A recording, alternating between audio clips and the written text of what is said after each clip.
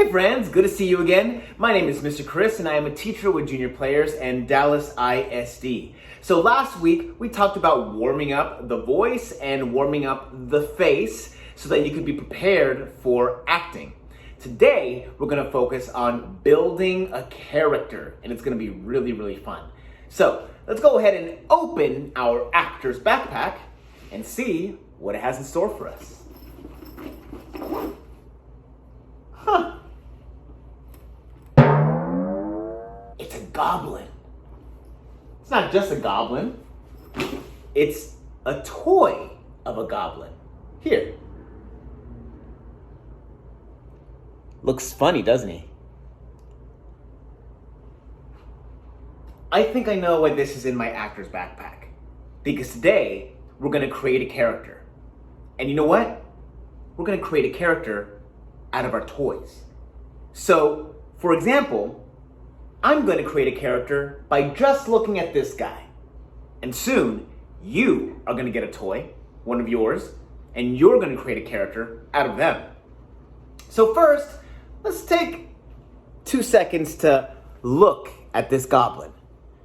So, he's got big ears, a little piggy nose, big mouth, not many teeth, and a weapon. And look, he's kind of slouched. He's got a slouch back, bent knees. What do you think that he's leading with?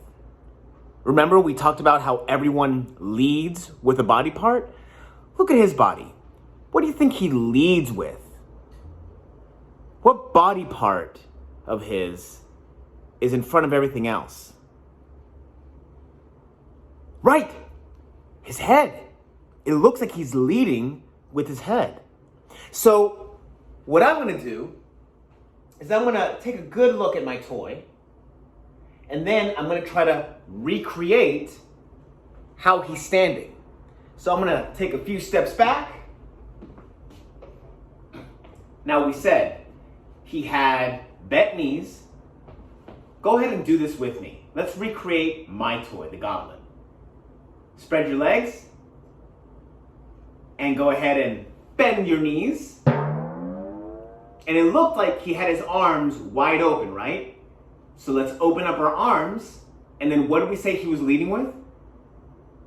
That's right, the head. So let's all lead with our head. And we talked about how he had a little piggy nose and he was angry, right? So let's all look angry. Good. Now, in character, leading with our head, let's all walk towards the TV, downstage. Ready? Let's go.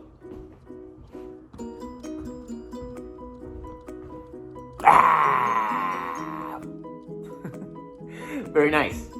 Now, let's go center stage. Let's walk stage left. Ready? Go.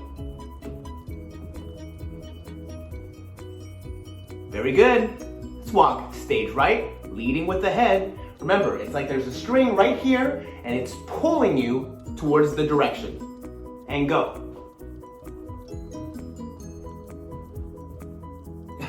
Very good. So, what we just did is we looked at the toy and then we decided that we're going to imitate how he looks and bring movement to it. So when you're an actor and you're creating a character, you have to think, how does my character stand? How does he walk? How does he look? How does he sound? So for today, we are using the toy as the example. So he might walk like that, but the question is, what does he sound like? So last time we talked about warming up the body and how you can go,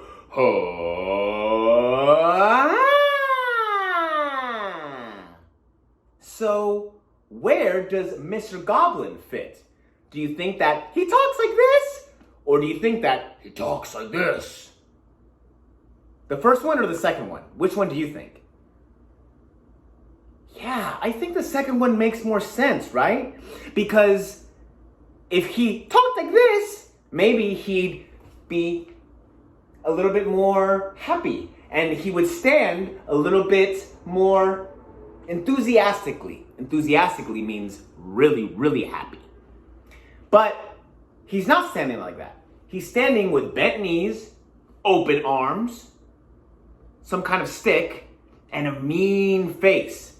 So you have to think he probably has a low voice, right?